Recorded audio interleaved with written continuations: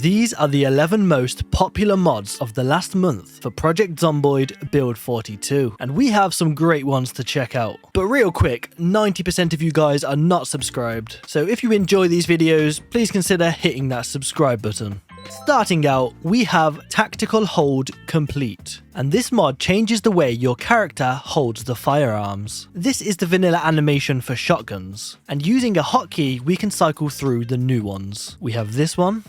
The thumb gap looks kind of weird from this angle, but turn it side on, looks very cool. Then we have this one, similar to the second, and we have this one, which I like.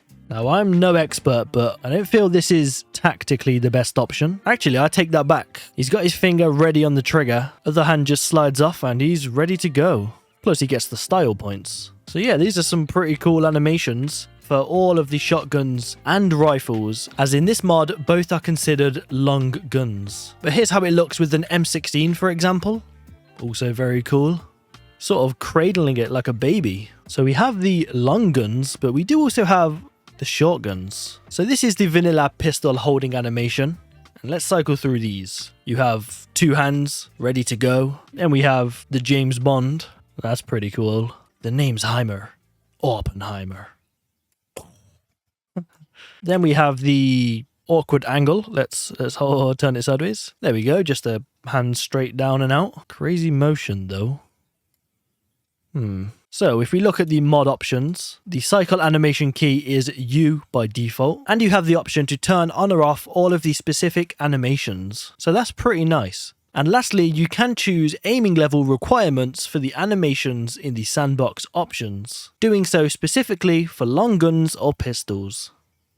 Next up is a big one, Necroa Mod. And this mod basically combines Project Zomboid with Plague Inc. by making you have to survive the infamous Necroa virus. Now, I'm sure many of you will not be familiar with Plague Inc., so here is the amazing mod creator's description. This mod brings the terrifying essence of the Necroa virus into Project Zomboid, transforming the Nox event into something far more hardcore. The zombies are no longer static, they evolve, becoming more aggressive, smarter, and sometimes even special over time. These changes are fully modelled in-game, meaning the differences aren't just in their stats, but also in their appearance and behaviour. Inspired by the iconic Plague Inc., this version introduces expanded virus mechanics and increasingly aggressive undead systems designed to amplify tension, unpredictability, and dread. Expect brutal survivability, harsher consequences for your mistakes,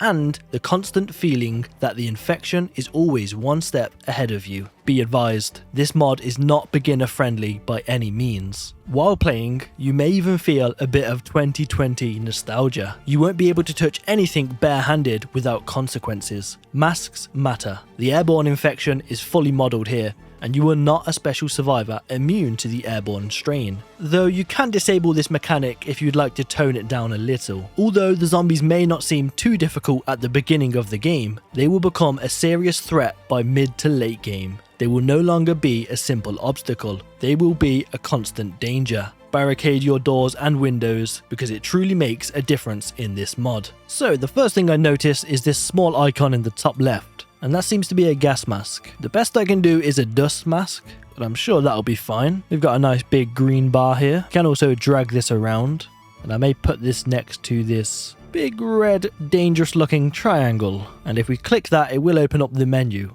the main menu. So we have infection, which is currently only at blood 1 and air 1, so it's nothing too crazy right now. If we move on to the symptoms, we can see where all of this began with some standard symptoms like insomnia or fever, hypersalivation, but it starts to get worse when they start eating themselves, cannibalizing, and lastly, reanimating. But hey, this is only half of the symptoms. Who knows what's going to evolve down here? But I can imagine it is not very nice. Then we have the abilities, which right now is just regenerative activation. Some of the dead get back up. I would be very interested to see what all of these are. Let's take a quick look at the options. So the sprinter's amount is on 0.7 by default. You can turn off the tainted water and change how long it takes for the plague to evolve.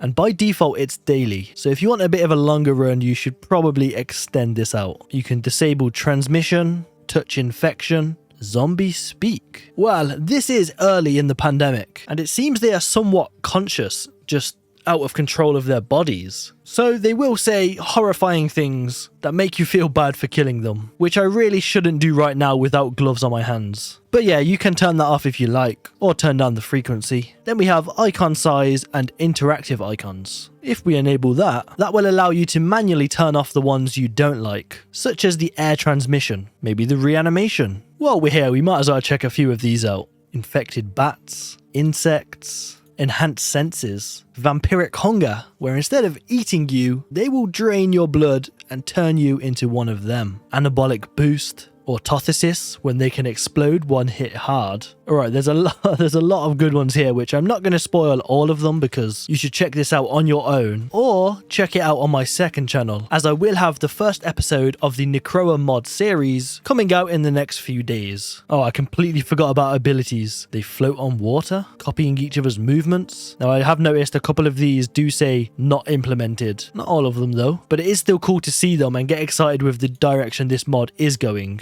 But yeah, this seems like honestly one of the best mods I've seen for this game, and I will have an entire video coming out very soon on these type of mods that completely change the game. Another game changer is ExpressVPN, which keeps my internet activity private and protected, all while unlocking a whole library of content. By letting me swap my digital location to over 100 different countries, I can watch thousands of new shows and movies across the streaming platforms. Personally, I'd recommend connecting to the UK, so you can watch my two favourites of all time right on Netflix. That is Peep Show and Always Sunny. Plus, switching regions is useful for many things, such as gaming, to access different servers while keeping your IP less exposed. Performance-wise, ExpressVPN boasts consistently faster speeds than any other provider. Recently, I've been doing some editing on my laptop out in public, and this gives me the peace of mind that I can safely connect to unencrypted Wi-Fi and not have to worry about hackers stealing my information. And with their new tiered plans, you can get ExpressVPN for its lowest price ever, from $3.49 per month. So, find out how you can get up to 4 extra months by clicking the link in the description box below. That is expressvpn.com/Awpenheimer.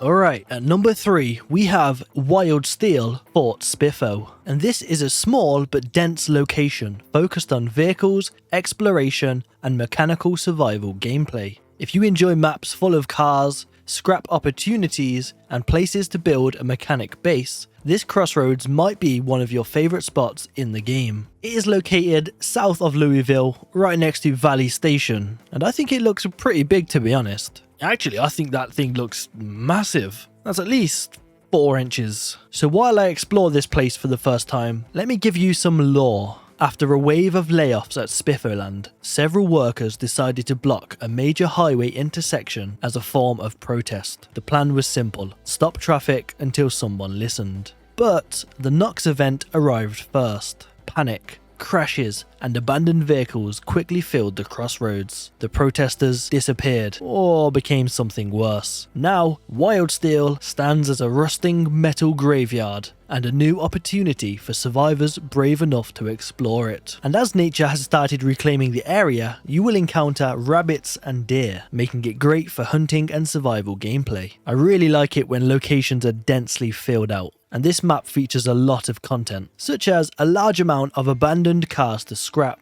including sports cars and rare vehicles. There are military maps, SPIFFO zombies and vehicles, a gas station at a strategic location. You can find the remains of the strike camp, and there is loads of environmental storytelling and small events. It looks like there's actually a few bunkers around as well. Let's check these out. Very interesting area. Okay, there is no lower floors, but it's still pretty cool. So I spotted these two, but the camouflage was so good. I only just spotted this one, which is absolutely massive. The thing's got a forest on its roof. Let's have a look. Okay. Damn. And it looks to be zombie free and completely stocked with loot. Yeah, this is the spot. I love how it's got graffiti absolutely everywhere. Okay, I was wrong. There is one straggler in here. Wow, it's very nice. Anyway, this is a very cool spot for a base, but it is hard to choose with so many cool and unique buildings on this map. I really like what I'm seeing here and think it would be very fun to do a run. So I may try this on stream or do a series. Let me know in the comments though what you think of it. Next up, we have Beathoven's Night Vision Framework, which is a framework for adding realistic night vision functionality to Project Zomboid items. So many other awesome mods will be using this, but you can use this by itself as it does include working night vision goggles, and these can be found in military loot. Now just look at that long ass list of features. There is multiple night vision modes, multiple too many to read. There is dynamic directional lighting, a custom framework overlay for tint, grain, vignette, flicker and climate tinting, along with a battery system, sound support, overlay glare, and a bunch of other things. But let's focus on what we all really care about. These night vision goggles and how they work. Once you've found them and inserted a battery, put them on your head and then press V to toggle them on. This will actually flip the goggles down and give you that iconic green vision. You can change the hotkey as well as a few other things. But let's check out the night vision mode. Let's try Zomboid Native. Oh, that's burning my retinas. Let's not try that one ever again. Let's try White Phosphor. Not a fan of that. And then we have the Debug Overlay Editor. And that opens this menu where you can completely customize it. Maybe that's a bit too far. Okay, I feel like I've actually messed it up a bit too much. Let's go somewhere truly dark and test these out. And I'm sure it doesn't get much darker than the center of a forest. So it is incredibly hard to see a thing out here. And if there were zombies, I would definitely be dead. But all I have to do is press V and I actually get a good vision cone all around me. Well, in whatever direction I'm facing. And I tell you what, that is very nice to have because look at that. If you can see anything, that is. So yeah, I'm a big fan of this one. I don't know how much it spawns, but I can imagine it being very rare, which is what you want. Because you shouldn't be able to get this very early game. It should be a special novelty, professional apocalypse survivor item.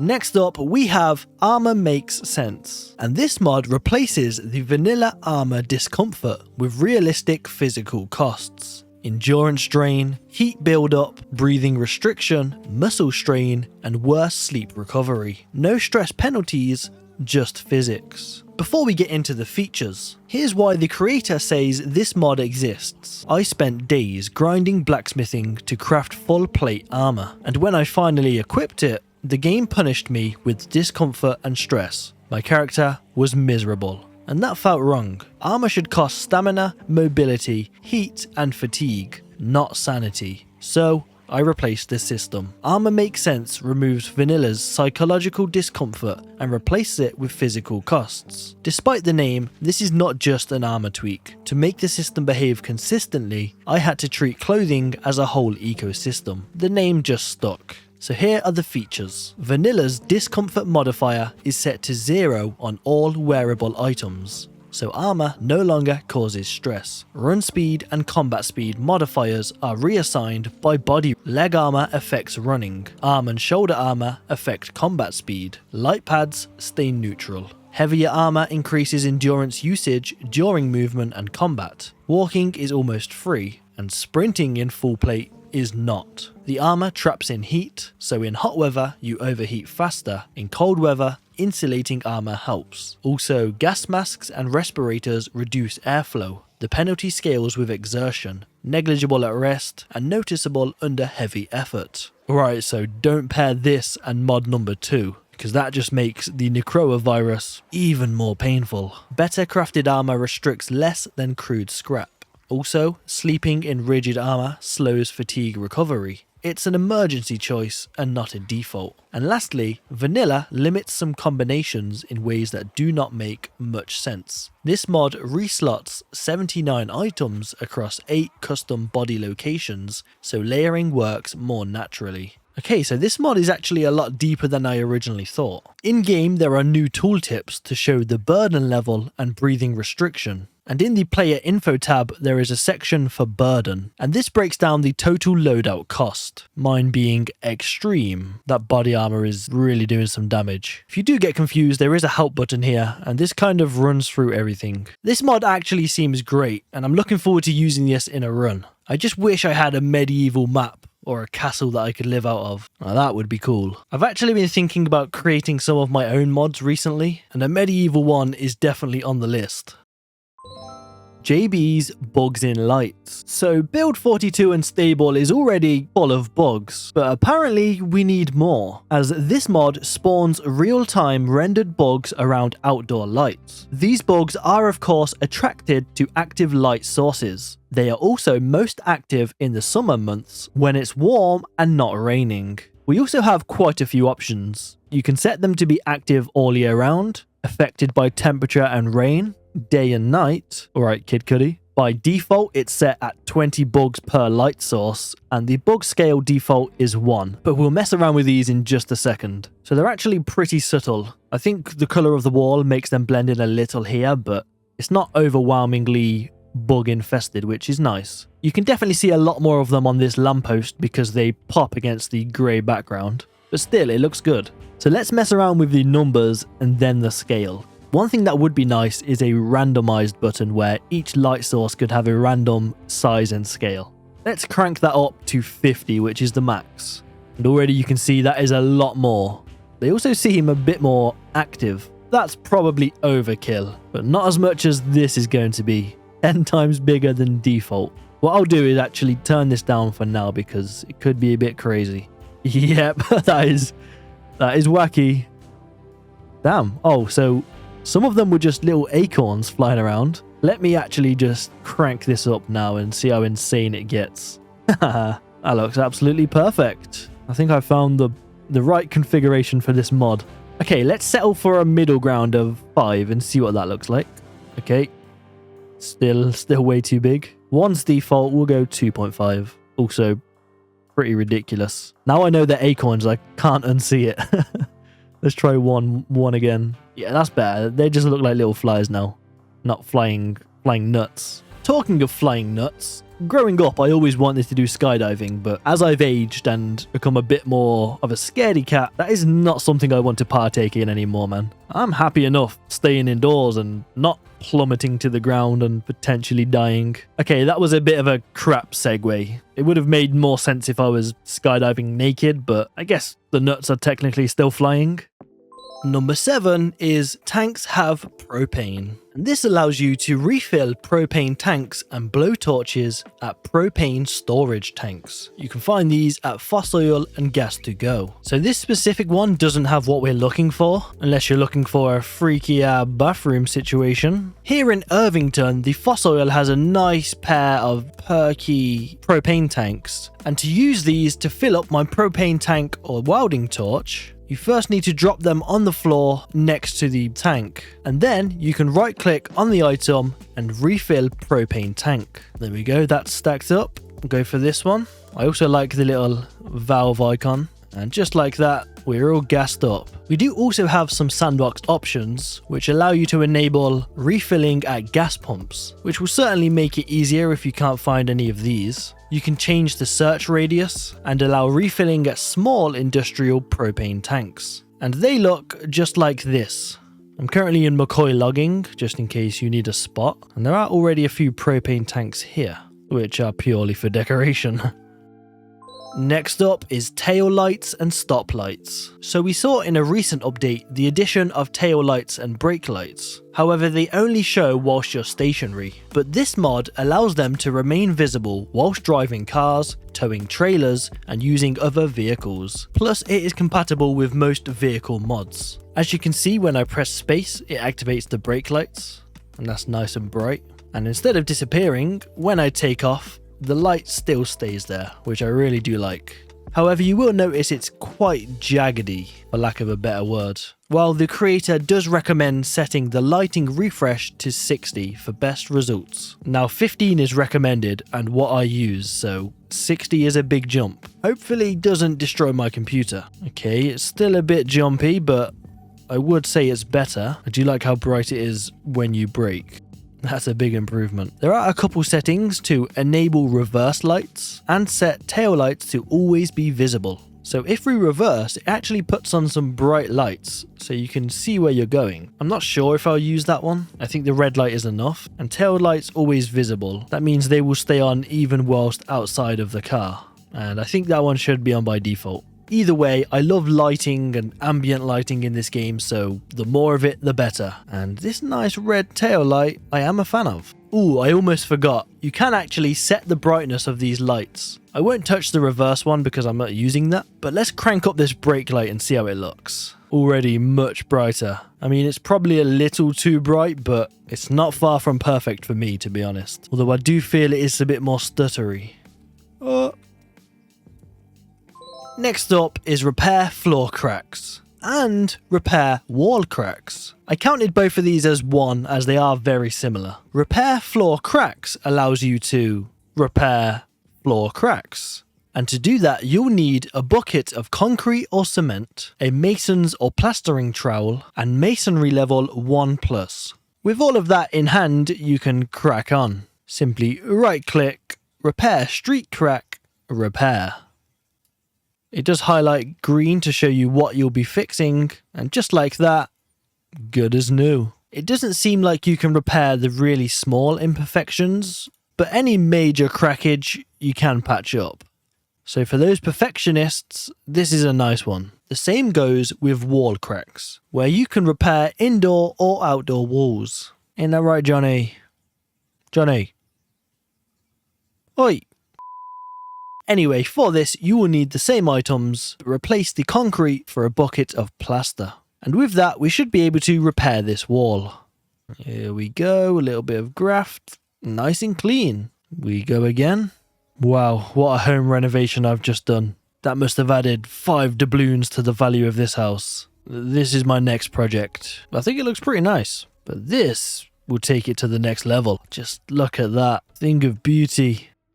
Number 10 is Hardwood's SWAT pack. Respond to emergencies, scope out dangerous scenes, and help keep Knox County safe with this selection of modern, high-quality SWAT gear. Local PDs from Jefferson County to Brandenburg all recommend Signy Textile Industries' advanced tactical gear as the ideal clothing for their officers in high-stress applications where only the best will do. Explore Knox County in these new custom SWAT team outfits and keep the shambling hordes of the undead back with a selection of new melee weapons as well, featuring male and female variants. We have 2 outfits, adjustable hat, visor and goggles, plus 3 new melee weapons. I believe this to be every item added.